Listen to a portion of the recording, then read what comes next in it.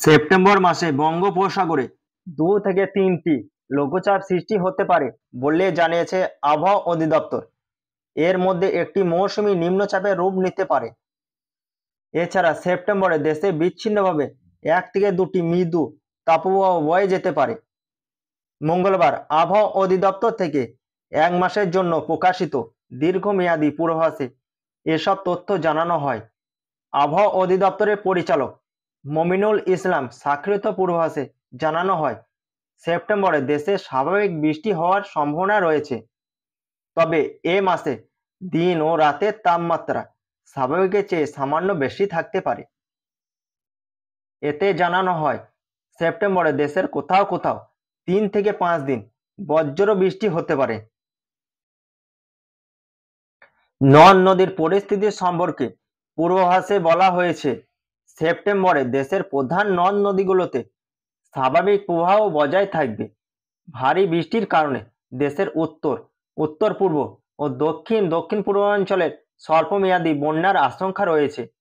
কৃষি আবহাওয়ার পূর্বাভাসে বলা হয়েছে, এ মাসে দৈনিক গড় বাষ্পীভবন 3 থেকে 5 মিলিমিটার ও গড় উজ্জ্বল সূর্যকিরণকাল 5 থেকে 7 ঘন্টা থাকতে পারে। এতে উল্লেখ করা হয়, আগস্ট মাসে সারা দেশে স্বাভাবিক অপেক্ষা বেশি বৃষ্টিপাত হয়েছে।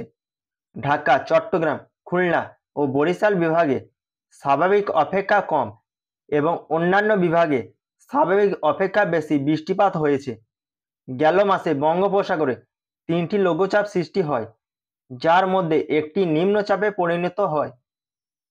আরও জানানো হয়, আগস্ট মাসে সক্রিয় মৌসুমী বায়ুর প্রভাবে 1 থেকে 8, 12 থেকে 14 এবং 20 থেকে 23 আগস্ট দেশের কোথাও কোথাও ভারী থেকে অতি ভারী বর্ষণ হয়।